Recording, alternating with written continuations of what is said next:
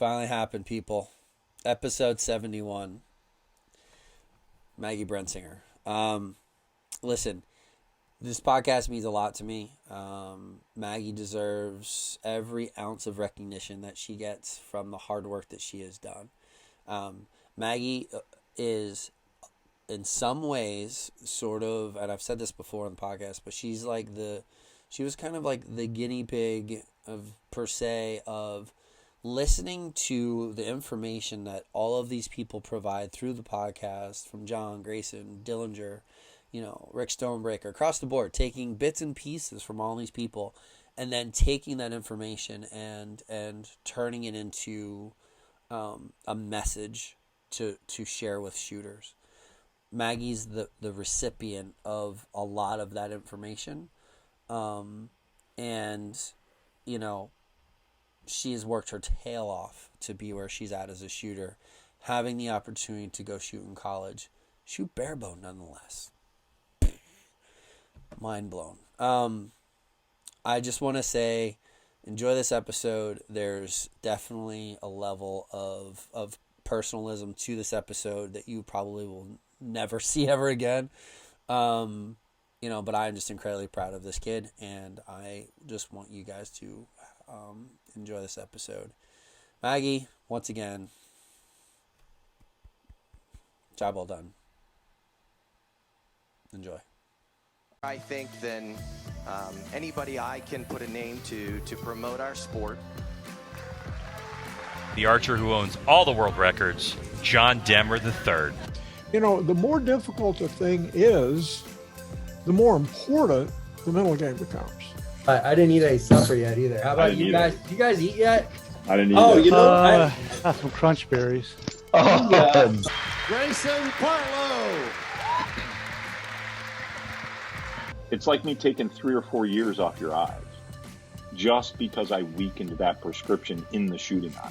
And don't put everything into my shot that I should, that I get a lot of drop on those heavy arrows. It's dropping all the way down. He said, well, you might want to think about going to a lighter arrow and string walking. And then that's what got that started. So.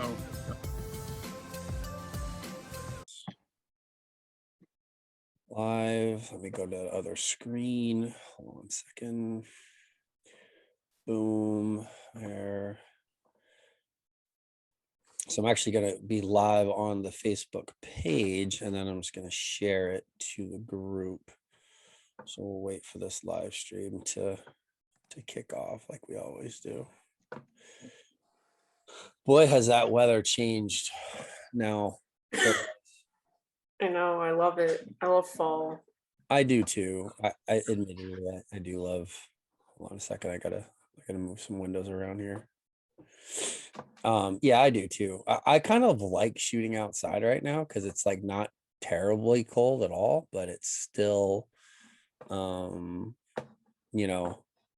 like cold enough that you don't get like roasting hot when you're shooting. Do you know what I mean? Yeah, it's like the weather's not sucking the life out of me, so it's better practicing outside. Yeah, I think you're right. I think you're right. Like it is kind of miserable, like when it's super, super hot. Yeah. Yep. Let me share this real quick to the Facebook group. Let this live feed build up a little bit. Hold on. I'm kind of a dinosaur when it comes to Facebook Live. So is there any way to see like who's watching on Zoom without being on Facebook or what? Well, nobody's watching on Zoom. They're all watching on Facebook. Hold on a second. Oh, okay. So it's not like free for everybody to join on Zoom. Just no. The only people that can actually join, like if they wanted to join the Zoom calls, is our like Patreon subscribers, but because the podcasts are sort of, not unannounced, but they're sort of random. Mm-hmm. Most of the time they don't, unless it's somebody they really, really want to talk to. All right, should I set the Facebook up on my phone too? Oh. If you want to, I mean, I can if anybody like has any questions or whatever, I can pull them up. If you want to, you can. Just make sure you keep it on mute. Yeah, I'll just let it go, whatever. Yeah. Hold on 1 second.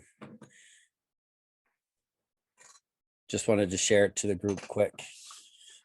Typically, I go live, just go live in the group under like my own account, but I wanted to,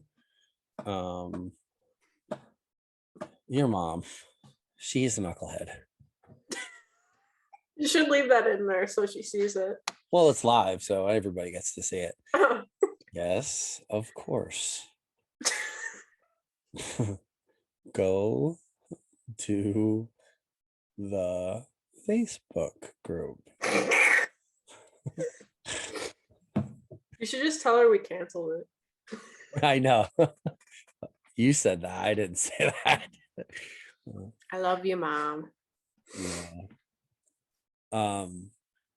All right, so let's get this show on the road. Oh no, I gotta move my screens around. No, I don't need that. That's fine. Hold on 1 second. My mouse is like, I think the battery's dying, and when the battery dies, like it doesn't want to work, and it's a pain in the butt. There we You go. should put new batteries in it. Well, it's not. It's a rechargeable one. See, look, it's fancy. It lights up and stuff. Wait, let me see if it works. Hold on. Oh, maybe it doesn't light up. Oh, I'm clicking on things and it's probably not working. Oh, there it goes. Yeah, look. See? Look at it. Look, see it? Oh, it's fancy. Now it's green.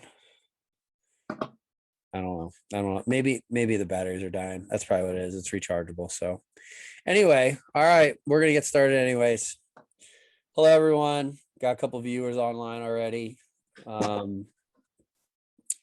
Like 5. See, Maggie, show views are down already because you're just not bringing the fame and fortune to the podcast. I'm just kidding. Well, give me a So welcome to episode 71, everyone. This podcast is way overdue. I'm not gonna lie.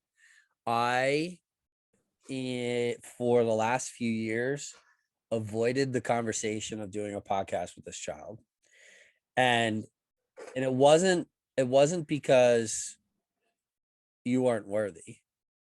It was because you were still very new, and I've watched way too many shooters be successful, go on a podcast, get all kinds of attention, and then have like a little more of a dip and a dive, and because expectations set in and stuff like that. So maybe I was a little guarded of bringing you into that environment, but I know now for sure, without a shadow of a doubt, that you are able to handle anything and everything that comes your way as your coach, not as a podcast host, as your coach. And I think that this podcast is actually overdue by quite some time, but it's the right time because you're getting ready to go to represent our country. I'm going to say that again. You are going to represent our country in Santiago, Chile, shooting as a senior, as a 17-year-old. So kudos for that. You get like the virtual fist bump. There you go. But we're going to kind of go back to your archery beginnings, because you started archery in the exact same manner that Mackenzie Brown did, who's one of our Olympic team members from years past. And it's interesting to see that transition and talk about that transition. So, and also because you are very good with the kids from our team, because you started mentoring. I don't want to call you a coach yet. You started mentoring some of the shooters that we have. And even the younger kids, like the little kids and stuff like that, like you are very good with working with new shooters, and you have a natural ability for that. So, but you've experienced it. You were that little kid, sort of. So how old were you when you first started archery, and how did that start? So I guess it was when I was still shooting the NASPO. I think so, yeah. It was probably like 5 years ago now, because I'm a senior now. I started in 7th grade. So I was I was a little 12-year-old. I had my NASPO. I went to all the NASP tournaments, and it kind of picked up. And I had been interested in archery for a really long time, and I just wasn't old enough at the time to start it. So when I was old enough, I picked it up, and honestly, I just kind of fell in love with it. It's like the honeymoon phase was just so prolonged through doing it. And when NASP season ended, I was kind of sad, and then when it started up again the next year, I was super excited. And it just kind of got to the point where I just wanted to shoot all year round, NASP or not. So that's when I found GHA, when we were still at the old building, and I picked up Barebow and I started shooting that for a little bit. And I had my little amateur Barebow for a while. Amateur Barebow? What? Yeah, like my little. Are you talking about well, first of all, that was it a WNS Explorer? Is that what it is? Yeah. That's not an amateur riser. I mean, it's not top of the line, but it is more than capable of shooting great scores. You did start with like Galaxy limbs, so again, it's beginner level equipment. You don't want to go out and drop $500-600 $700 on a pair of limbs. You know what I mean? Right. So, but you quickly grasped what Barebow is about and applied a lot of the Barebow then to the NASP. But I noticed, as your coach, the separation start to happen. So let's just talk about, so that transition from NASP to Barebow was definitely, would you say it was pretty fluid? It's a pretty natural transition, but you quickly realized like, oh, there's another level to this thing. NASP was like kind of like cute and fun, and you got to hang out with your school friends and stuff. And then all of a sudden, I'll tell you who were like influential people in your Barebow: Tracy and Eric Yost. Because when you first started, I know, aren't they just awesome people? But like when you first started, like you and Tracy, I swear, were like two peas in a pod. And then quickly you like embody what the Barebow community is about in some ways, but you've been a part of it since being young. So like, it's cool to see you come through it. So let's talk about that transition. Like, what are some of the different things that you've noticed, or, what is the things that you've noticed that have changed for you going from NASP to now the United States archery team as a Barebow shooter? What's some of that transition like, and how did it affect you? Definitely, as far as tournaments go, like there's a ridiculously big difference between a NASP tournament and a like regular Barebow tournament. Like, one, it feels like NASP tournaments are a lot more serious in a way. Like you won't go to a regular tournament and the room is like dead silent, like it's almost kind of awkward. But like NASP tournaments are so quiet, and like one of the biggest parts about archery is like getting to talk to all your friends. Yeah. And I think that shooting Barebow was kind of an eye-opener in the sense that like, oh, I can be social, I can talk to people. And like little me that shot the NASPO was like very socially uncomfortable, like not a big talker. Obviously I've come a long way, but yeah, you have.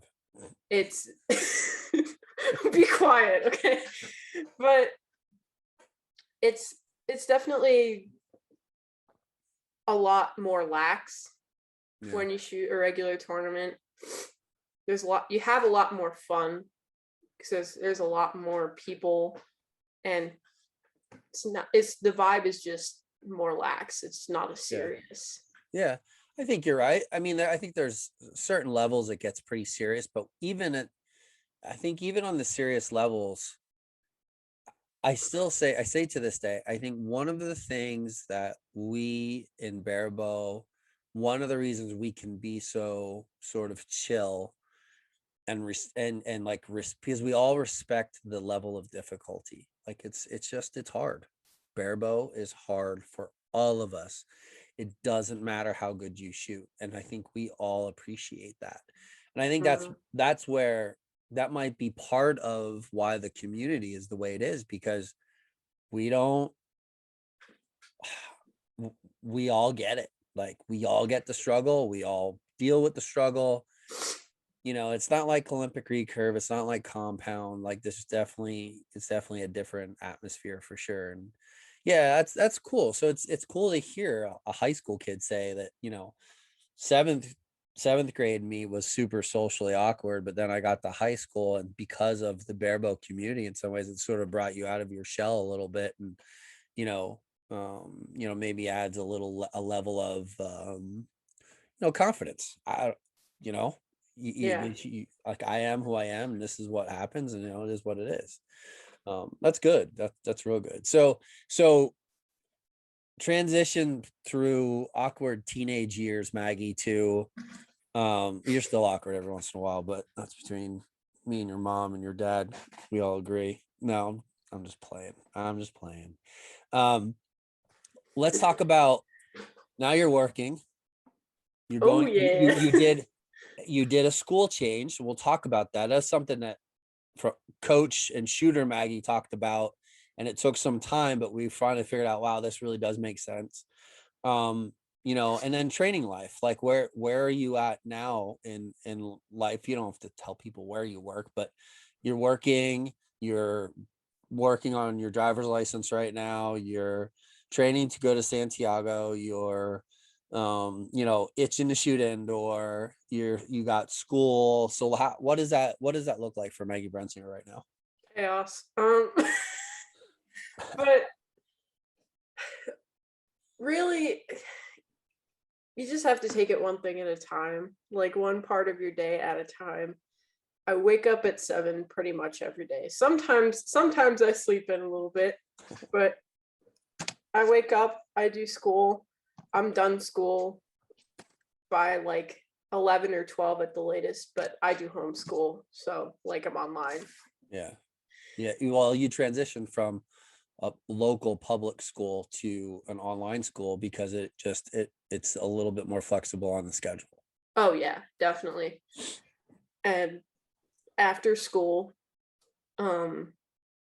depending on the day, I'll go shoot, but most of the time I just kind of relax. Or I also go to the gym. I was just gonna say, and you're going to the gym too. Also, depending on the day, depends if I'm lazy or not. And you're super lucky because you have a good gym that's in town, like nearby. Yeah, it's like 5 minutes from my house. Yeah, and now you're gonna have access to an archery range that's 5 minutes from your house too. Oh yeah. I know. You St. Clair's becoming a hub. Yeah. So yeah. All right. Keep going. But yeah, I either go to the gym or I shoot, or I just chill for a couple of hours until I go to work. And usually I work evenings and then longer shifts on weekends. But really, you just have to take it one hour, maybe even 30 minutes at a time, because 1 hour at a time, 30 minutes at a time. That's funny. I mean, you're not wrong. You're not wrong. It's kind of like a tournament. You got to take it 1 arrow at a time. You can't. Yep. You can't get ahead, and you can't dwell in the past. No, that's good. How many days a week are you working right now? 3 at the max. Usually like 4 hours on weekdays, and like I said, longer hours on weekends. 15 hours at the most, maybe 16. Yeah, that's good. Yeah, that's a full week. 5 days of school, 3 or 4 days of training, however many days, 2 or 3 days at the gym, 3 days at work. Doesn't leave a whole lot of time to just being a teenager at times, right? You have to make some sacrifices there, huh? sometimes I'll have like a free night and then I'll go hang out with my friends, but it'll be like later at night, like 7 or 8, and then I won't get home until 10 or 11. Yeah. Just because like that's when my day ends. That's when I have free time. And like, I mean, all my other friends, they go to public school, so they're not done school until 2:30, 3 o'clock. So like that's really the time when everybody's free. Yep. And maybe on like a Sunday if I'm not shooting. Yeah. No, that's good. You know, you need to, and I know I've talked about this with your parents, and you need to be a teenager. Like archery, as much as I know you love archery, and I know where you have to be like dedicated to and what you know and all that stuff, you still have to remember to be a kid. And I think sometimes some parents, and I'm not obviously not talking about your parents, but like some parents and some kids even forget about that aspect of growing up. I know when I was a youth shooter, that's one thing that I forgot about, and one of the things that drove me out of competition archery, as I forgot about just being a kid and I focused too much on the competition side. And I think you and your parents have come an extremely long way, but like really do a good job of juggling those two things. So kudos to you, Trish and Mike. That goes out to you. You guys have done an excellent job. So let's sort of fast forward and then take a step back. Okay. So and what I mean by that, so let's fast forward to Maggie, USAT member, United States Archery Team member for juniors. Okay. That happens and you worked your butt off to get there. No doubt. But we talked about this before we started recording. What is something, if you could go back to and talk to Maggie 3 years ago, before pursuing USAT, and pretend this is some kid that listens to this podcast or a coach that listens to this podcast and they end up passing it on to a kid. If somebody wants to pursue USAT, if you could go back and give them some advice or some tips, what would you give them? What would you tell them? Well, first and foremost, the most important part is just enjoy it. Enjoy the journey. Don't rush it, and don't focus on your scores too much. It's okay a little bit sometimes, but don't. It should just be fun, you know, like it. Granted, being a USAT team member you have some responsibility that comes with it, obviously.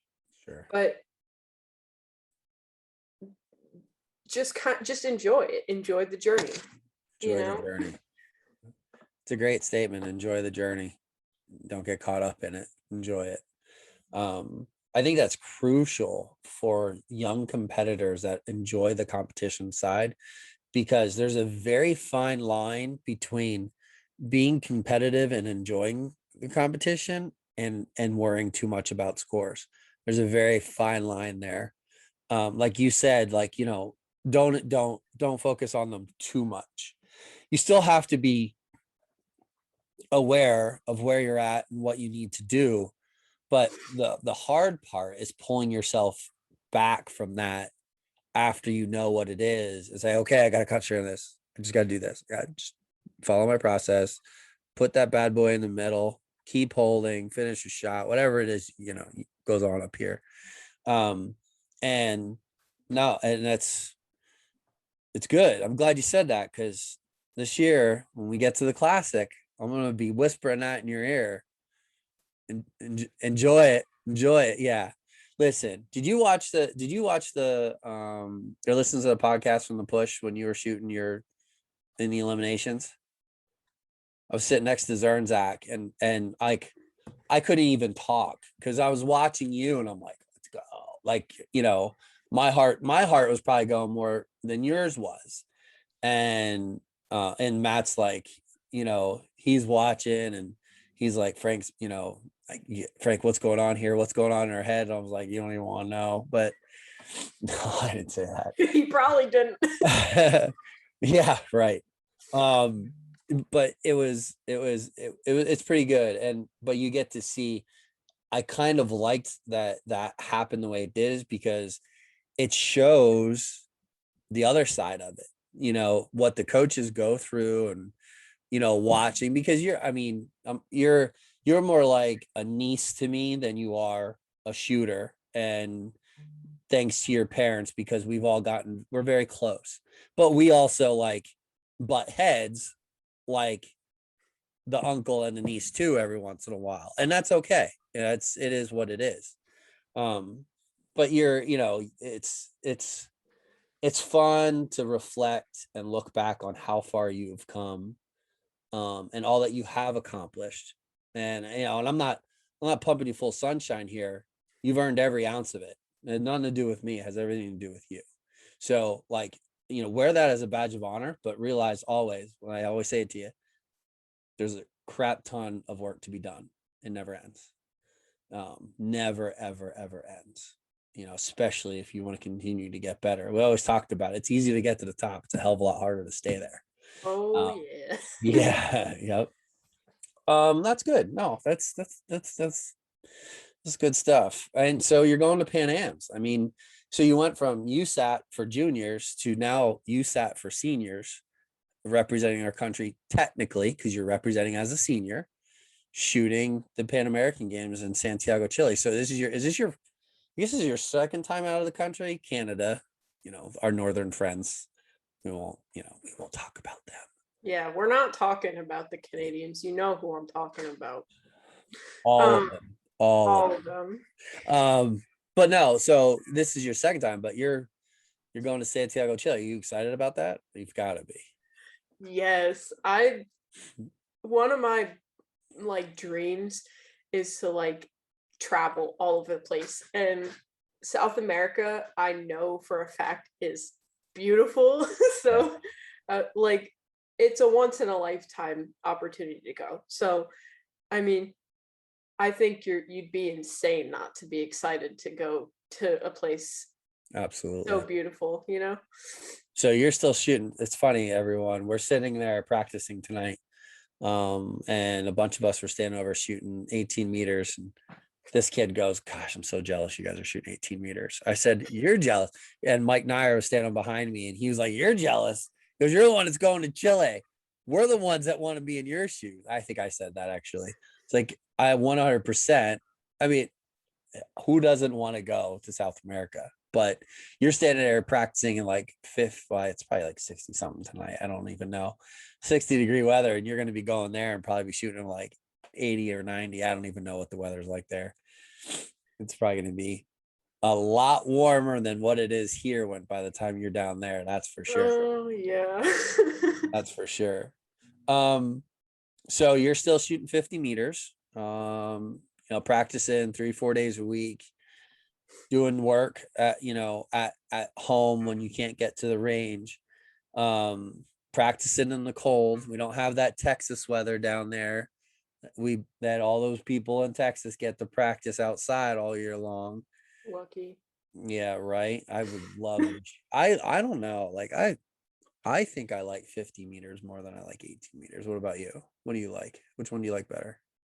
I like being outside. It's not as stuffy when you shoot outside. Indoor tournaments are, and I love them. Sure. I love shooting 18 meters, but even everywhere you go, you just feel so stuffy.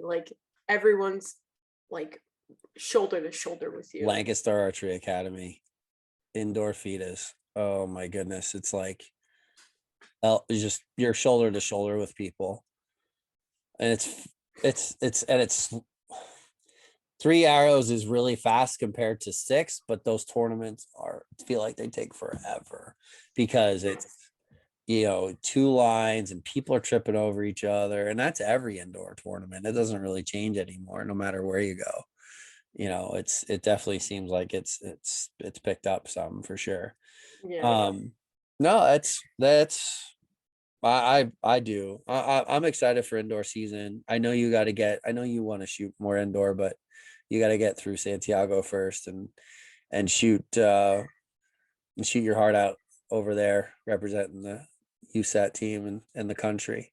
So let's talk about now. We're not going to just.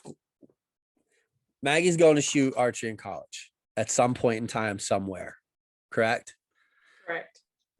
We don't know details. We're not, none of that stuff's available. But did you expect when you picked up a NASP bow that would be a reality, that you would be able to shoot archery in college? No. How old were you when it became a reality? Like, wow, this could actually happen. Still not a reality for me, to be completely honest. Like, even when I was still shooting NASP, I wasn't aware that you could get scholarship for shooting a bow. Like, yeah. It's just so, I'm grateful, honestly. Like, it's nice to know that something I love doing is going to help me later in life. Yeah. And it's not just something that's like a liability in a sense. Yeah, like it's gonna help me, and I'm really grateful for that. Good. I'm glad to hear that. You should be. You've worked hard to earn that opportunity. So that, and recognizing that is a crucial part of growing up, and maturing and stuff like that. It's so there's, your teammate and who's graduating this year there may be also an opportunity there for another shooter. I will tell you this, that as a coach, never in a million years did I think that kids that I would have the pleasure of working with and directing through their archery journey would end up having opportunities to go to college and shoot. Because when I was younger, it was sort of an unheard of thing. Unless you shot Olympic recurve, it didn't happen. I shot Olympic recurve, but during that time I was looking at playing basketball in college and not archery. And it's cool to me to see like how much incredible growth there has been, all of archery in the collegiate level, let alone Barebow now, because even that was unheard of probably 5 years ago. Barebow wasn't playing college archery. Barebow wasn't really playing at all, to be honest. No, not at all. You're right. But now Barebow's getting the same attention as compound and Olympic recurve and the collegiate ranks. So for those of you out there, for you coaches, for you shooters, shop owners, whatever, listen to me. There is a place for Barebow kids to go to college and shoot archery, regardless of whether you get a scholarship or not. It is worth going and having someone cart your butt around the United States and compete in the sport. Go do it. If I had eligibility left, actually, I do have eligibility left. I got 1 year left. Oh, no, I'm not going back. My wife would kill me. She would. Totally would. You can go and have someone, literally pay most of your traveling fees, your food, your entry fees, help you get equipment, and go shoot competitive archery. So, I mean, that's just it's a no-brainer. It's a no-brainer for sure. And I bet you're excited about it. So you're a junior this year, right? Or you're a senior? You're a senior. Senior. That's right. I keep forgetting you're a senior. To me, you're still like a freshman in high school. So, so you're going to graduate this year. And then next year be shooting for some college somewhere. So that's pretty cool. And it's neat to see too. Like you look at some of the other USAT members, like even on the Olympic recurve side, like Casey Kaufhold's now down at Texas A&M. Her brother Connor's there. Some local kids we know, like Danielle Woody, shoots for Cumberland's. I'm trying to think of who else that, what is the other girl that shoots Cumberland's? I can't remember. She shot it Lancaster years ago, Joad. I think her last name's Newton. I can't remember her first name. There's local kids or kids from this Pennsylvania, Maryland area that have gone. So what's cool is no matter where you go to, when you go to compete, you're going to know tons of kids that are shooting for these other college teams. So, it's so neat to see that community continue to thrive. And the Barebow kid, I know the Barebow kids that shoot for a bunch of the colleges, like follow the Barebow project. They talk to them at nationals. They're like, they come up and introduce themselves. And even at the classic, when we did the trophy shoot, I don't remember who was walking around with me taking video, and we were talking to like all the college kids and stuff like that. So definitely an exciting time. So is there going to be an announcement anytime about like where you're going to go to school? Do you know? Is there like an official, maybe sometime, maybe this winter sometime, or Yeah. probably this winter sometime? Cool. Awesome. Anything else you want to talk about, or anything? We kind of covered everything rather quickly. It was like the quickest conversation. Oh, that's right. My watch is dead. We're like 40 minutes into this bad boy. Anything else you wanted to talk about while you have the spotlight? Yeah, I want to go back and talk about the like Barebow as a whole growing a little bit. So like it's really nice to see that in colleges Barebow has really grown, that colleges have spots to fill and for Barebow, and they're actually being filled, and like it's being taken a little more seriously, I guess you could say, because sometimes it can feel like shooting Barebow, like we have the most fun, but it can kind of feel like we're not taken too seriously in a way. And like, that's fine to me, whatever, like I don't care. But it's nice to see that shooting Barebow isn't just for fun, it's also competitive and it's serious and it's being taken seriously at that level. Yeah. You know what? It's a good point. And you see, and we've talked about this with some schools who aren't really doing Barebow yet. And I think that will change sooner or later. I still think that some of the reason that certain colleges aren't doing Barebow is because the coaches don't know it. And I also think that was part of why, even on the local level, like the JOAD level and stuff for years, is like coaches didn't know it. A lot of coaches still don't know it. And it kind of like held Barebow back. And now, and as more and more information's out there and more opportunity and understanding of Barebow and, how to set things up and how to do things, I think you're starting to see that these programs are like, oh my gosh, like there's kids out there that could come shoot for our team. And in college, it's all about podiums. It's about points for your team. That's what it's about. It's period. So if you can pull a kid who's going to pull a podium, like every single tournament you go to, Barebow or not, you're going to be, you're going to be sitting in a good spot. And it helps that I was talking, I don't know if you've talked to Connor recently or seen him, Connor Kauffold. He's shooting Barebow this year for Texas A&M. Like who would have thought that Texas A&M was going to have anybody shooting Barebow, and I know JMU, James Madison University, has Barebow shooters. And, there's a ton of the bigger schools too that are also, starting to hop on, but they haven't gone out that I know of and grabbed a kid that's shooting Barebow. They're just taking like kids from their team and filling those voids because Barebow is such an unknown. I think that that's going to continue to change and evolve. I think that more and more kids who are like just off the top of my head, like the Andrew Van Wy out in Phoenix, Morgan that shoots for us, Emily Rodriguez, if she would go to school, Aaron and all of those kids, all of the USAT kids and Abby and all those, they're going to get a look.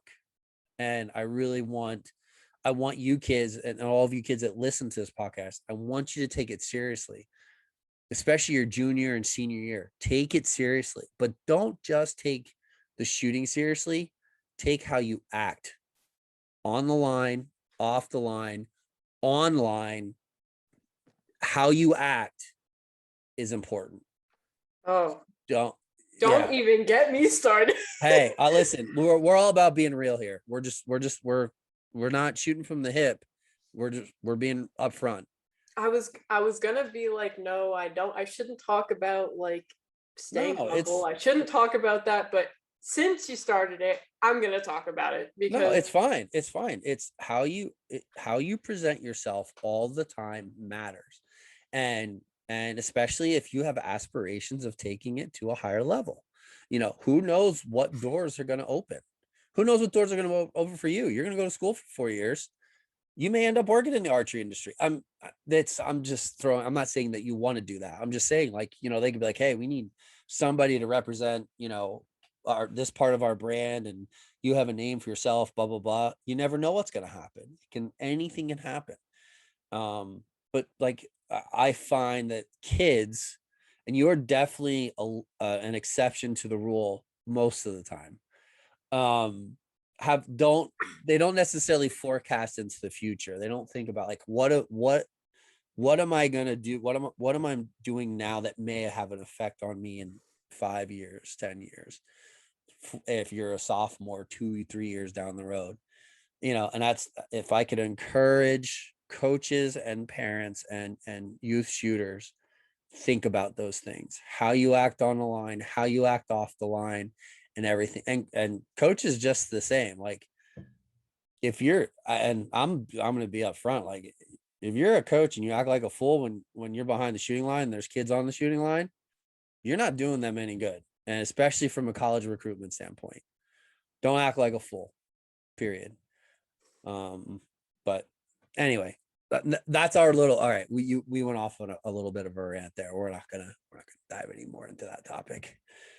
Yeah, anyway, I agree. It's like, that's another thing I would tell like kids who are shooting and really want to take it seriously, really want to make a name for themselves, like it. You have to act like you are in a room full of like FBI agents. Like, I think that's like, that's I don't know if you have to go that far, but I get what you're saying. I can't think of like the right word, but like, well, just act like you're a room full of adults. That's all. Right. Don't act like a fool. Like, be nice. Like, practice your line etiquette. Be nice to people. Go say hi to people. Now, like, I know I'm not the one to really go and say hi and like, because I'm just not that type of person. But like, you take it seriously when you are shooting, because like, you don't know who's watching, like, I'm not saying that to scare people, but it's like, no, well, just, it's a little bit of personal accountability. You have to control your emotions. You have to control, realize that there's other people around you, and that the way you talk and act may have a negative impact on some others, or unintentionally on people that you care about. So just, I think it's a good lesson. And those are in you and I have had those conversations throughout the years, about, controlling your emotions. And, I always talk about, it's a natural thing. It goes for me as an adult. Sometimes I let my emotions get the best of me when I'm shooting and stuff like that. It does happen now and again. It's the hard part is turning that negative energy into positive energy and using it for good while you're shooting. That's the hard part. Yeah. And I think that's why that's one of the things that a lot of you shooters struggle with, is turning like that negative energy into positive energy. But that's a very good topic, and we could probably spend an entire show talking about some of that stuff. But it's just if it's, hey man, if it's in your heart and you want to talk about it, then that's what you do. And I think you, Maggie, represent the sport very well. I think that you have done an excellent job working your tail off to get to where you are, and you deserve every ounce of what you've earned. As your coach, I am proud of you, and I'm saying that for the world to hear, because I probably don't say it enough, but I'm saying it to you now. You control your destiny, so do what you want with it. I'm just glad that it's been a good journey for you, and I've been a small part of it. So I think that's it. Yeah, small part. Santo says you rock, Mags. Oh, I don't know if you guys saw the I think I left it in there. I put a podcast with the cool redhead in Barebow. The cool one? Yeah, well, Paul Helms. little shot below the belt, Paul. Little shot below the belt. Just your mom and dad were the only ones that commented. Only a couple other. We had like 15, 16 people watching, so it's all good though. It's all good in the hood. Thank you, Trish and Mike, for the comments and being part of everything and supporting everything. Santo, thanks for joining in, buddy. We appreciate you. Good luck in the Deerwoods, my friend. Any parting words, Mag, before we call it a show? Stay humble. That's all I'm gonna say. Stay humble. I like it a lot. All right, well, you keep training, everyone. Make sure you go check everything out on the Barebow Project. Follow us for episodes. This live feed will probably be up for maybe till tomorrow morning, and then it gets deleted and added and put into the show, or into the online the audio version, Spotify and all that stuff. Don't forget December, Texas Archery Advanced Barebow Seminar. Don't forget March, out in Phoenix, Arizona, with Pam Van Wyatt out at the Ben Avery Shooting Center. Soon coming up in October. There'll probably be a podcast before this one, but the podcast coming up with Andy Neville and Chrissy, I'm gonna butcher her last name, Wapninarski, I think. Christy DW, that's what she is. She's Christy DW to me online. I had to ask her, like, how do you spell your last name, when we were messaging the other day. That episode, you people do not want to miss, because that episode is going to be like in-depth look from USA Archery judging standpoint in Barebow. So you definitely want to check that episode out. That's going to be chock full of information. Maggie, what time is it? You need to go to bed. No, you need to get rest. You need to train tomorrow. I'm just playing. Good job, kid. I'm proud of you. Thank you. You're welcome. All right, that's it. Barebow Project out.